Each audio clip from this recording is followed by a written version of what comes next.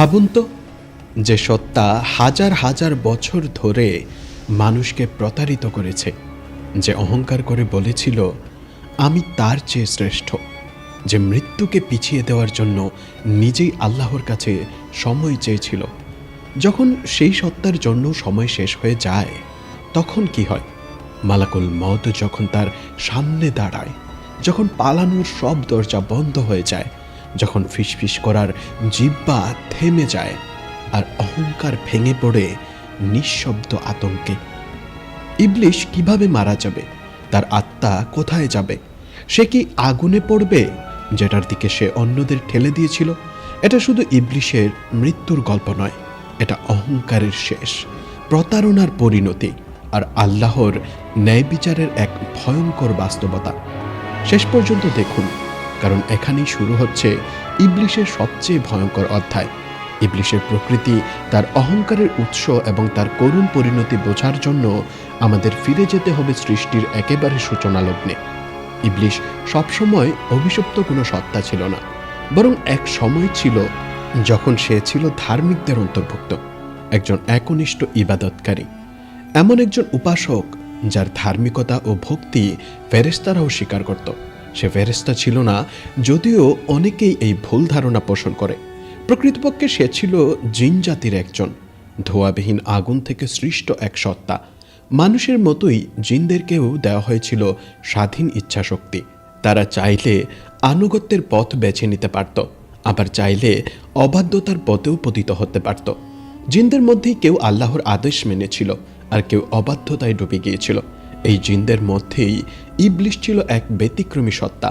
তার ইবাদত ছিল গভীর, নিষ্ঠা ছিল প্রশ্নাতীত। সে এতটাই একনিষ্ঠ ছিল যে আল্লাহ তাকে বিশেষ সম্মান দান করেন, একটি মর্যাদা যা তার স্পষ্ট ভক্তি ও ধার্মিকতার ফল। তাকে জান্নাতে অবস্থানের অনুমতি দেওয়া হয়েছিল, এমনকি সে ফেরেশতাদের কাতারেই বাস করত।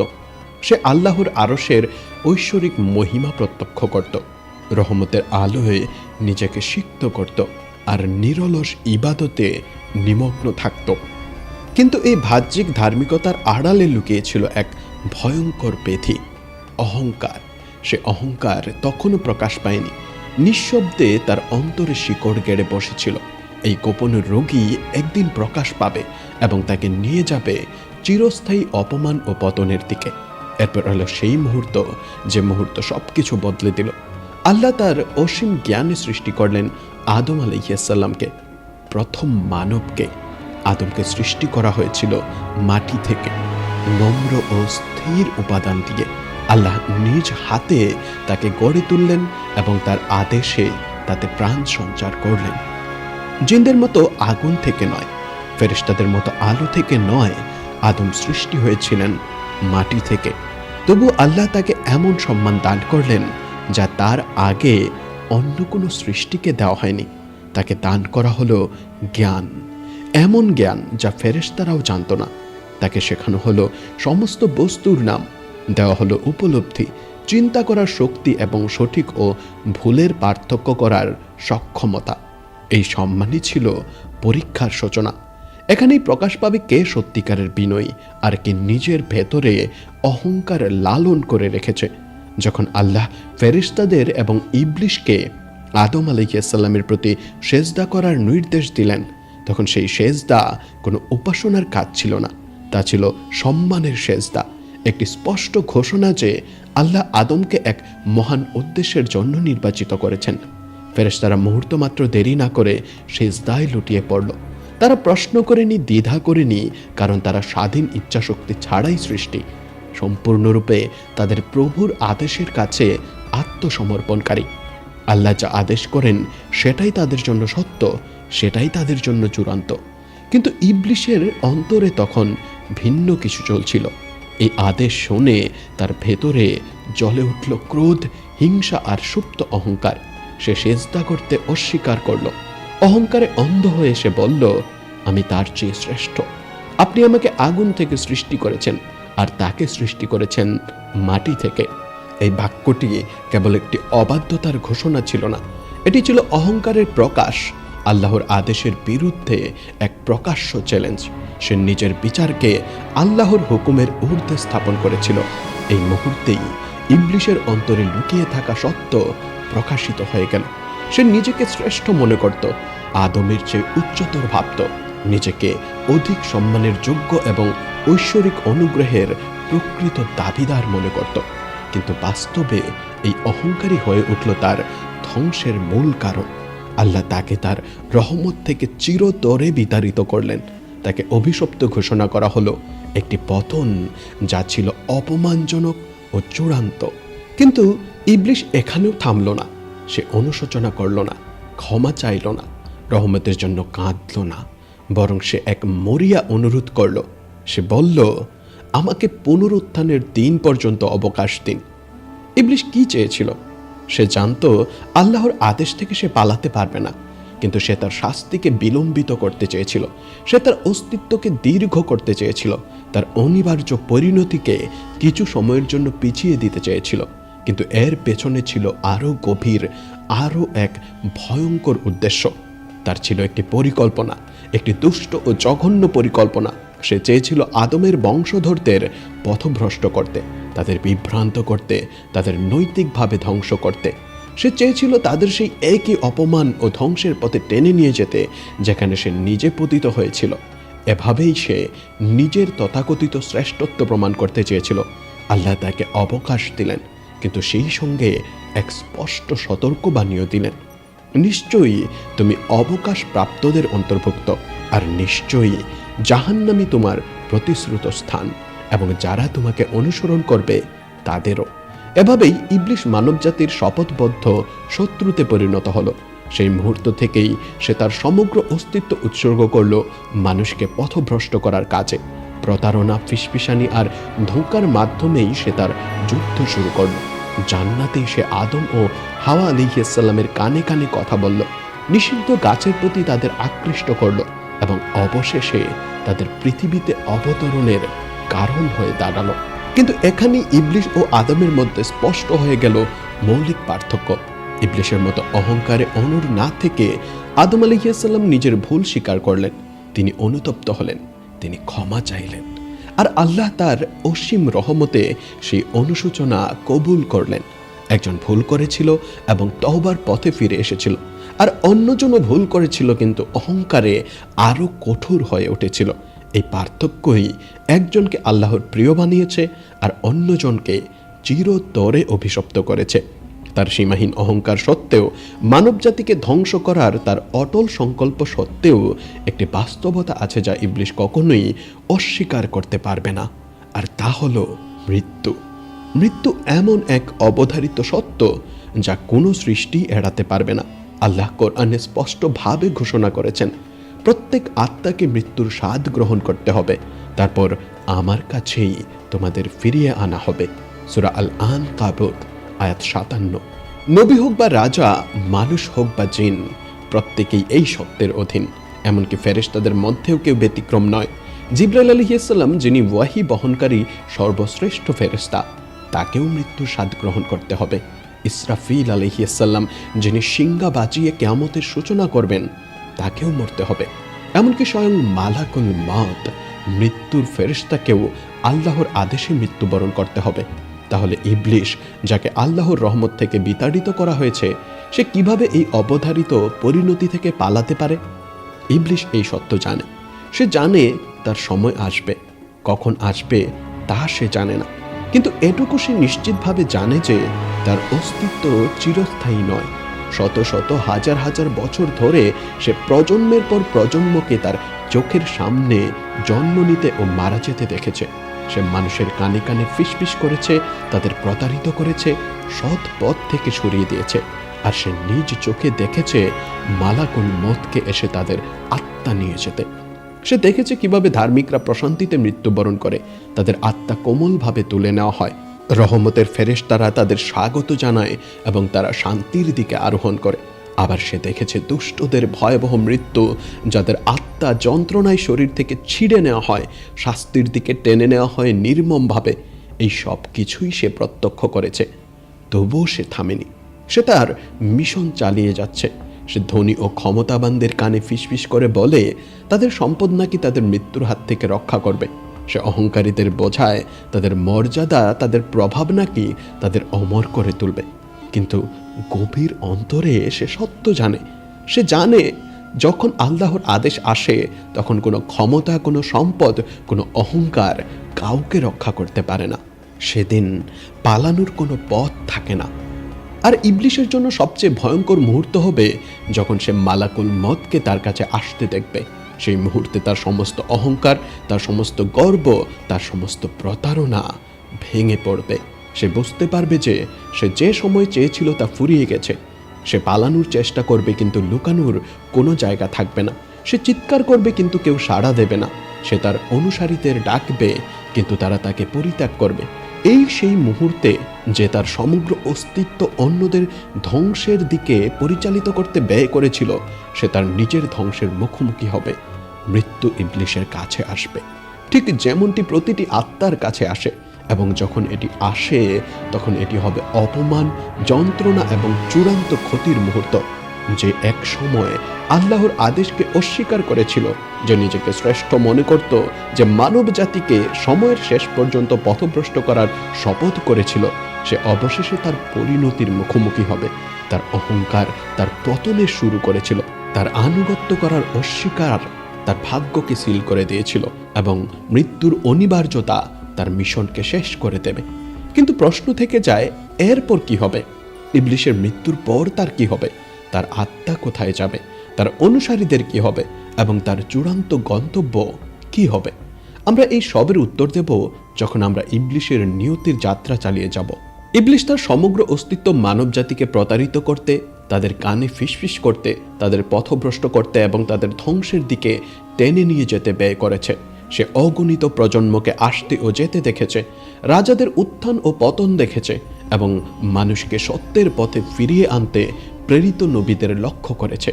প্রতিটি যুগ পার হওয়ার সাথে সাথে সে নতুন উপায় খুঁজে নেয় মানুষকে ম্যানিপুলেট করতে, দুর্নীতিগ্রস্ত করতে এবং সৎ পথ থেকে বিভ্রান্ত করতে। সে আত্মার ধ্বংস উপভোগ করে, প্রতিটি অবাধ্যতার কাজে আনন্দ পায় যা একজন ব্যক্তিকে আল্লাহর রহমত থেকে দূরে সরিয়ে দেয়। সে অত্যাচারিতদের কানে ফিসফিস করে বলেছে, তাদের বিশ্বাস করিয়েছে যে তাদের ক্ষমতা চিরস্থায়ী। সে ধনীদের কাছে ফিসফিস করে বলেছে, তাদের বিশ্বাস করিয়েছে যে তাদের সম্পদ তাদের মৃত্যু থেকে রক্ষা করবে। সে পাপীদের কাছে বলেছে, তাদের প্রতারিত করেছে, অনুশোচনা পরে করা যাবে, তাদের কাছে অসীম সময় আছে। তবুও সে সত্য জানে। সে জানে যে সময় দ্রুত চলে যায়, মৃত্যু অনিবার্য এবং সে নিজেও এটি এড়াতে পারবে না।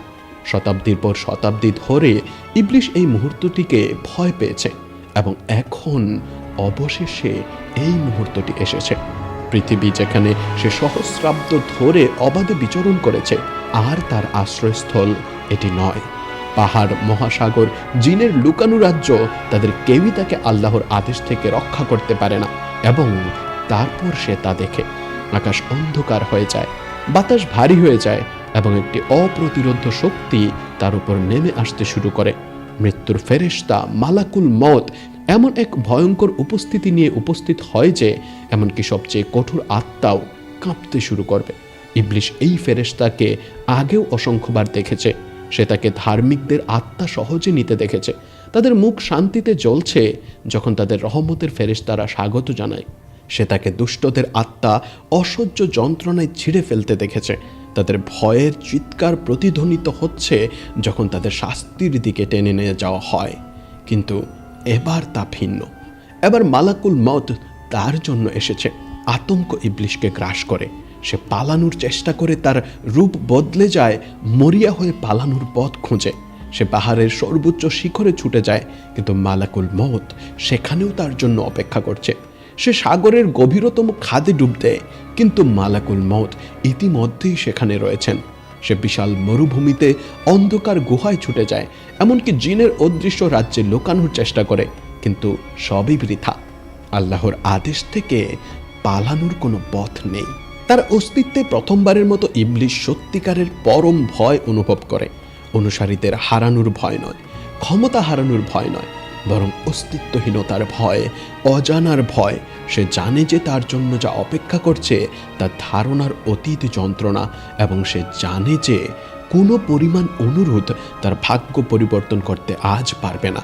মৃত্যুর ফেরেশতা কথা বলে না, সে আলোচনা করে না, সে দেরি করে না, সে যে আদেশ করা হয়েছে তাই করে। এক অকল্পনীয় শক্তি দিয়ে ইবলিশের আত্মার দিকে হাত বাড়ায়। বিশ্বাসীদের মতো নয়, যাদের আত্মাকে সহজে এবং দয়াময়ভাবে নেওয়া হয়। ইবলিশের আত্মাকে তার রূপ থেকে এমনভাবে তীব্রতার সাথে টেনে ছিঁড়ে ফেলা হয় যে তার সত্তার কাঠামোই ছিন্ন ভিন্ন হয়ে যায়। যন্ত্রণা এমন কিছু যা সে মানবজাতির উপর কখনো চাপায়নি। এটি তার প্রতারিতদের দুর্ভাগ্যের চেয়েও খারাপ, তার সৃষ্ট যন্ত্রণার চেয়েও খারাপ। এটি যন্ত্রণাদায়ক, অন্তহীন এবং অসহ্য।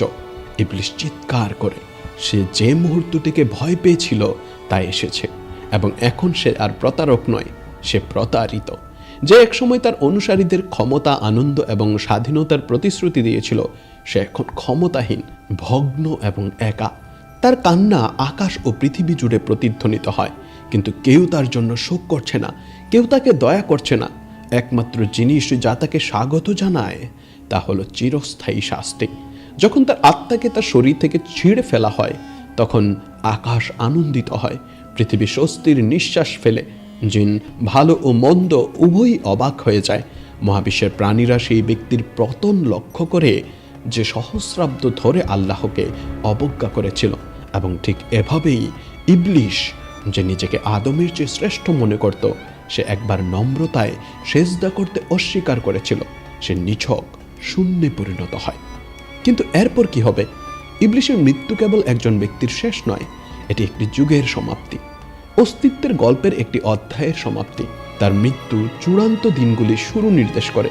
তার সেনাবাহিনী, তার শয়তানের সৈন্যদল, যারা তাকে এত অন্ধভাবে অনুসরণ করেছিল, তারা বিশৃঙ্খলায় পড়ে যায়। তারা সবসময় তাকে মানবজাতির বিরুদ্ধে যুদ্ধের নির্দেশনা, নেতৃত্বের জন্য দেখত। কিন্তু এখন তাদের কর্তা চলে গেছে, এবং তার সাথে তাদের নিশ্চিততা ভেঙে যায়। অন্ধকারের গভীরে তার অনুসারীরা একে অপরের বিরুদ্ধে দাঁড়াতে শুরু করে। তারা ভয়ে ফিসফিস করে, তাদের কি হবে তা নিয়ে প্রশ্ন করে।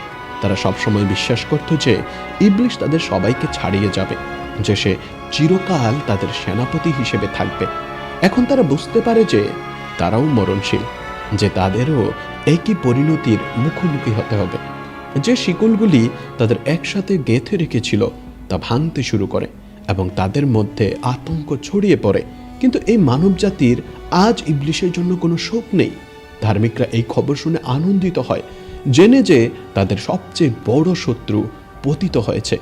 নবীগণ, শহীদগণ এবং বিশ্বাসীগণ, যারা তার ফিসফিসানির বিরুদ্ধে লড়াই করেছিল, তারা বিজয়ী হয়ে দাঁড়িয়ে আছে। অত্যাচারীগণ, দুষ্টগণ এবং যারা তাকে অনুসরণ করতে বেছে নিয়েছিল, তাদের কাছে কেবল অনুশোচনাই অবশিষ্ট থাকে। এবং তারপর তার বিশ্বাসঘাতকতার সত্য সকলের কাছে স্পষ্ট হয়ে যায়। যারা তার কাছে প্রতিশ্রুতিবদ্ধ ছিল, যারা তাকে পূজা করেছিল, যারা তার শূন্য প্রতিশ্রুতির জন্য তাদের আত্মাকে বিক্রি করেছিল, তারা এখন তার প্রতারণার গভীরতা উপলব্ধি করছে। কোরআন এই মুহূর্তটি সম্পর্কে ভবিষ্যৎবাণী করেছে। আর শয়তান বলবে, যখন সমস্ত কিছুর ফয়সালা হয়ে যাবে, নিশ্চয়ই আল্লাহ তোমাদের সত্য প্রতিশ্রুতি দিয়েছিলেন, আর আমি তোমাদের প্রতিশ্রুতি দিয়েছিলাম, কিন্তু তোমাদের সাথে বিশ্বাসঘাতকতা করেছি। আমার তোমাদের উপর কোনো ক্ষমতা ছিল না, কেবল আমি তোমাদের আহ্বান করেছিলাম এবং তোমরা আমার আহ্বানে সাড়া দিয়েছিলে। সুতরাং আমাকে তিরস্কার করো না, বরং নিজেদেরকেই তিরস্কার করো। সূরা ইব্রাহিম আয়াত 14-22। তার অনুসারীরা, যারা একসময় ভেবেছিল যে সে তাদের ক্ষমতা এবং আনন্দে নিয়ে যাবে, তারা এখন পরিত্যক্ত অবস্থায় দাঁড়িয়েছে। তাদের জন্য কোনো পরিত্রাণ নেই, কোনো আবর্তন নেই। তাদের কাছে খুব দেরিতে উপলব্ধি হয় যে তাদের প্রতারিত করা হয়েছে, এবং এখন তাদের পরিণতি ভোগ করতেই হবে। ইবলিশের উত্তরাধিকার, সে যে প্রতারণার সাম্রাজ্য তৈরি করেছিল, তা ভেঙে পড়ে। পৃথিবী তাকে ছাড়াই এগিয়ে চলে। তার নাম একটি সতর্কবাণী হয়ে ওঠে, অহংকার ও পতনের প্রতীক। কিন্তু তার ভাগ্য এখনো সিলমোহর করা হয়নি, কারণ তার চূড়ান্ত গন্তব্য অপেক্ষা করছে। সেই শাস্তি যা তাকে আল্লাহর অবাধ্যতার মুহূর্ত থেকেই প্রতিশ্রুতি দেওয়া হয়েছিল, এখন তা সামনের দিকে আসছে। জাহান্নামের দরজা খোলা হয় এবং এমন আগুন যা আপনার ধারণার চেয়েও গরম, তা আগমনের অপেক্ষায়। তার পতন কেবল ব্যক্তিগত ক্ষতি নয়, এটি একটি যুগের অবসান, তার প্রতারণার অবসান, তার রাজ্যের অবসান, তার অবদ্ধতার অবসান এবং এমন এক অনন্ত যন্ত্রণার শুরু যা থেকে সে কখনো পালাতে পারবে না। ইবলিশ যে এক সময় অবাধে বিচরণ করত, পুরুষ ও জিনের হৃদয়ে ফিসফিস করত, সে তার অনিবার্য নিয়তির মুখোমুখি হয়েছে। তার আত্মাকে অকল্পনীয় যন্ত্রণায় তার সত্তা থেকে ছিঁড়ে ফেলা হয়েছে। তার যন্ত্রণার চিৎকার সৃষ্টির বিশালতায় হারিয়ে গেছে, কিন্তু মৃত্যু ইবলিশের জন্য শেষ নয়। ঠিক যেমন সে অন্যদেরকে এই ভেবে প্রতারিত করেছিল যে তাদের জীবন পরিণতি ছাড়াই চলতে থাকবে, তাকেও এখন তার নিজের অস্তিত্বের পরিণতি ভোগ করতে হবে। তার আত্মাকে বাজিয়াপ্ত করার সময় মহাবিশ্ব তার জন্য শোক করে না। পৃথিবীর যেখানে সে বিচরণ করেছিল, আকাশের যেখানে সে উড়েছিল, যে প্রাণীদের সাথে সে দুর্নীতি করেছিল, সবাই তার মৃত্যুর নীরব সাক্ষী হয়ে দাঁড়িয়ে আছে। তার নাম ভয় করা হয়েছিল, অভিশপ্ত করা হয়েছিল এবং যারা তার ফিসফিসানি অনুসরণ করেছিল তাদের দ্বারা আহ্বান করা হয়েছিল। কিন্তু এখন সে কিছুই নয়। তবুও তার শাস্তি সবেমাত্র শুরু হয়েছে। মৃত্যুর ফেরেশতা তার আত্মাকে সরবরাহ করে এবং এরপরে যা আসে তা অন্য কোনো বিচারের মতো নয়। যখন ধার্মিকদের আত্মা চলে যায়, তখন তাদের রহমতের ফেরেশতারা আলিঙ্গন করে, সুগন্ধি কাফনে জড়িয়ে নেয় এবং আলো ও শান্তির শোভাযাত্রা সহকারে বেহেশতে নিয়ে যাওয়া হয়। কিন্তু ইবলিশ ধার্মিকও নয়, দয়ার যোগ্যও নয়। তার আত্মা গ্রহণ করার সাথে সাথে তা যন্ত্রণার ফেরেশতাদের দ্বারা পূরণ হয়। তাদের উপস্থিতি অপ্রতিরোধ্য, তাদের রূপ কল্পনার বাইরে ভয়ঙ্কর। এরা সেই নম্র সত্তারা নয় যারা বিশ্বাসীদের স্বাগত জানায়, যারা গড় আত্মার নিরপেক্ষ সংগ্রাহক।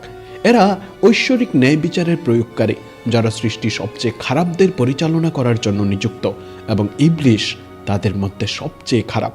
তারা তার আত্মাকে পবিত্রতার কাপড়ে নয়, বরং একটি অন্ধকার দুর্গন্ধযুক্ত বস্তায় মোড়ানো, যা শাস্তির সারমর্ম থেকে বোনা। এত জঘন্য গন্ধ তা থেকে নির্গত হয় যে এমনকি সবচেয়ে নিম্ন শয়তানও ভয়ে পিছিয়ে যায়। তার আত্মাকে অস্তিত্বের গভীরতার মধ্য দিয়ে টেনে নিয়ে যাওয়া হয়, বেহেশতের ফটক অতিক্রম করে, যেখানে সে একবার আরোহণ করার সাহস করেছিল। কেবল প্রতিটি স্তরে প্রবেশাধিকার অস্বীকার করা হয়েছিল।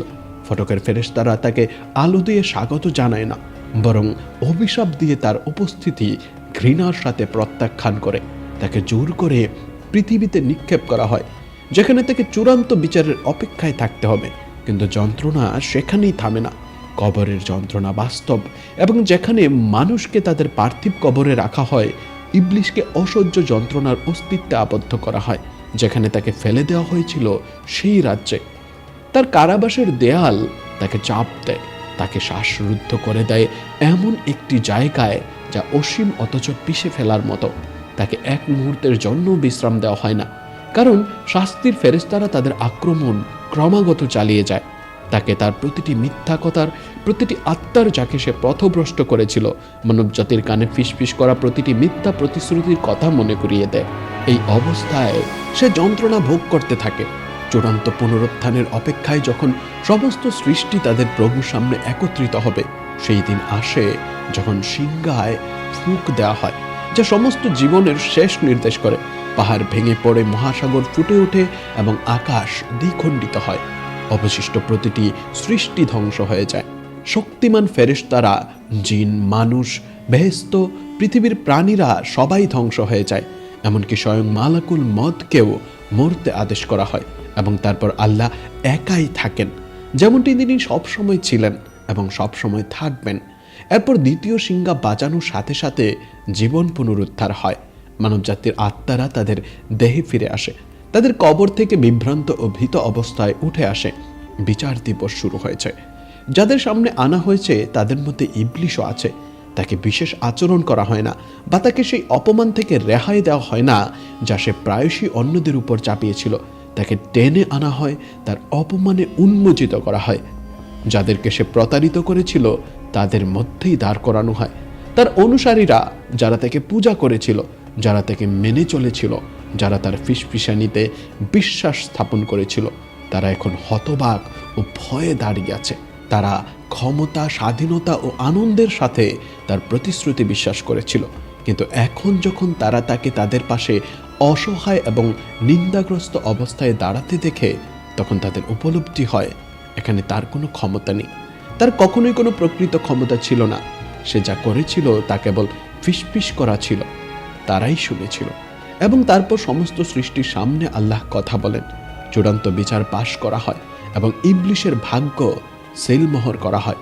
জাহান্নাম, যেখানে সে অন্যদের টেনে নিয়ে যেতে চেয়েছিল, এখন তাকে ডাকছে।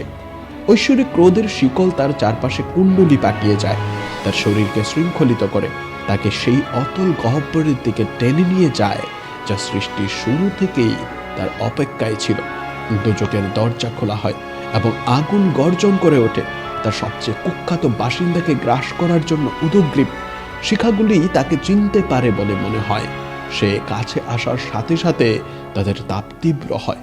সে প্রতিরোধ করে, সে অনুরোধ করে, সে সংগ্রাম করে, কিন্তু কোনো পালানোর পথ নেই। তার অহংকার, তার অবাধ্যতা, তার স্বঘোষিত শ্রেষ্ঠত্ব, এর সবই তাকে এই মুহূর্তে নিয়ে এসেছে এবং এখন অনুশোচনা ছাড়া আর কিছুই অবশিষ্ট নেই।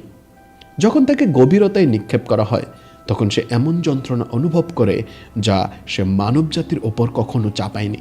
আগুন তাকে ধীরে ধীরে ঘিরে ধরে, তার সত্তার প্রতিটি অংশকে ঝলসে দেয়। শিকল শক্ত হয়, তার পাপের বোঝা অসহ্য শক্তি দিয়ে তাকে চাপ দেয়। প্রতিটি মুহূর্ত যন্ত্রণা, তবু মৃত্যু আসে না, সে মরে না, সে অস্তিত্বহীন হয় না। তাকে কষ্ট ভোগ করার জন্য, অনুভব করার জন্য, অনুশোচনা করার জন্য বাঁচিয়ে রাখা হয়। কিন্তু সম্ভবত সবচেয়ে খারাপ যন্ত্রণা আগুন নয়, শিকলও নয়, ব্যথাও নয়। এটা হলো এই জ্ঞান যে সে ব্যর্থ হয়েছে। সে নিজেকে শ্রেষ্ঠ প্রমাণ করতে চেয়েছিল, তবুও তাকে অপমান করা হয়েছে। সে অন্যদের পথভ্রষ্ট করতে চেয়েছিল, তবু এখন তারা তার নামকে অভিশাপ দেয়। সে মৃত্যু থেকে পালাতে চেয়েছিল, তবুও তাকে অনন্তকাল ধরে কষ্ট ভোগ করতে বাধ্য করা হচ্ছে। তার কান্না শূন্যতার মধ্য দিয়ে প্রতিধ্বনিত হয়, কিন্তু কেউ শোনে না। তার অনুসারীরা, যারা একসময় তার প্রশংসা করত, এখন তাকে অভিশাপ দেয়। তারা তার উপর চিৎকার করে, তাদের ভাগ্যের জন্য তাকে দোষারোপ করে, উত্তর দাবি করে, পরিত্রাণের জন্য অনুরোধ করে, কিন্তু সে তাদের কিছুই দিতে পারে না, কারণ সে নিজেই আটকা পড়েছে। সে নিজেই সবচেয়ে বেশি নিন্দিত। এবং তারপর ঠিক যেমন কোরআন ভবিষ্যৎবাণী করেছে, সে তার শেষ কথা বলে তার অনুসারীদের কাছে, আমাকে তিরস্কার করো না, বরং নিজেদের তিরস্কার করো। আমি কেবল ফিসফিস করেছিলাম, কুমন্ত্রণা দিয়েছিলাম এবং তোমরা শুনেছ। তোমাদের উপর আমার কোনো ক্ষমতা ছিল না, কেবল আমি তোমাদের ডেকেছিলাম এবং তোমরা সাড়া দিয়েছিলে। এটি চূড়ান্ত বিশ্বাসঘাতকতা, তার প্রতারণার চূড়ান্ত স্বীকারোক্তি। এবং তারপর সে আগুনে তাকে গিলে ফেলা হয়, এমন যন্ত্রণায় হারিয়ে যায় যা কোনো দিন শেষ হবে না। কিন্তু বিশ্বাসীদের জন্য, তার জন্য কোনো দুঃখ নেই। ধার্মিকরা স্বস্তিতে দাঁড়িয়ে আছে, জেনে যে তাদের সবচেয়ে বড় শত্রু পরাজিত হয়েছে। নবীগণ, শহীদগণ, উপাসকগণ, যারা তার ফিসফিসানির প্রতিরোধ করেছিল, সবাই আল্লাহর ন্যায় বিচারে আনন্দিত হয়। এবং যখন ইবলিশ অতল গহ্বরে বিলীন হয়, তখন যারা অবিচল থাকে তাদের জন্য জান্নাতের দরজা খোলা হয়। তারা চিরকালের বাগানে প্রবেশ করে। ফেরেশতাদের দ্বারা স্বাগত জানানো হয়, তাদের প্রভুর রহমতে আলিঙ্গন করা হয়। আর কোনো ভয় নেই, আর কোনো প্রতারণা নেই, সন্দেহের আর কোনো ফিসফিসানি নেই। ইবলিশের জন্য কেবল আগুন আছে, বিশ্বাসীদের জন্য কেবল শান্তি আছে। এবং অবশেষে ইবলিশের গল্প কেবল তার পতনের গল্প নয়, এটি একটি শিক্ষা, এটি একটি অনুসারক যে অহংকার ধ্বংসের দিকে নিয়ে যায়, অবাধ্যতা অনুশোচনার দিকে নিয়ে যায়, এবং আল্লাহর রহমত তো তাদের জন্য যারা তা চায়। তার গল্প শেষ হয়েছে, কিন্তু যারা এখনো জীবিত তাদের গল্প এখনো লেখা হয়নি। তারা কি তার পথ অনুসরণ করবে, নাকি খুব দেরি হয়ে যাওয়ার আগে তারা তাদের সৃষ্টিকর্তার কাছে ফিরে যাবে?